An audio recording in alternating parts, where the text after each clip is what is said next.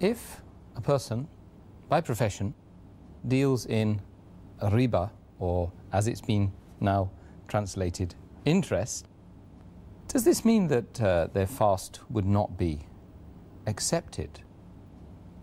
As far as riba is concerned, riba is a major sin. It's Gunai Kabira. And riba has been mentioned in the Quran in no less than 8 different places. Allah mentions it in Surah Al-Imran, chapter 3, verse number 130. In Surah Nisa, chapter number 4, verse number 161. It's mentioned thrice in Surah Baqarah, chapter 2, verse number 275. It's also mentioned in Surah Baqarah, chapter 2, verse 276. And also in Surah Baqarah, chapter 2, verse number 278 and 279. And I'll quote that last verse only. I don't intend giving a speech. Allah says in Surah Baqarah, chapter 2, verse number 278 and 279, that give up what remains of a demands of usury.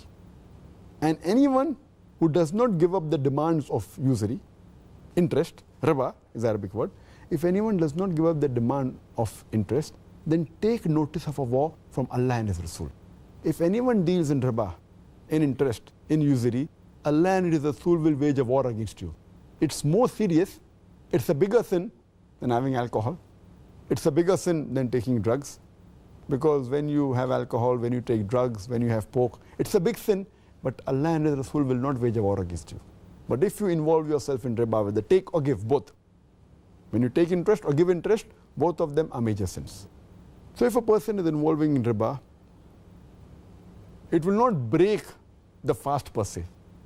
Because I've told you things that break the fast, I've already mentioned total 10 things. So this does not come in that, but it's a major sin. A person should abstain throughout his life, especially in the month of Ramadan, which is the month of forgiveness, month of blessing. It will only reduce his reward. What reward he gets for fasting, his fasting will not be nullified, it will not be invalidated, but the reward will be reduced. And as the beloved Prophet Muhammad said, the Sahih Hadith in Sahih Bukhari, volume number 3, in the book of fasting, Hadith number 1903, the beloved Prophet said, a person does not leave his false actions and false talks. Allah does not require him to leave his drink and eating. The person who does not abstain from doing wrong things, saying wrong things, haram things, Allah does not require him to leave his eating and drinking. So based on this, it is haram.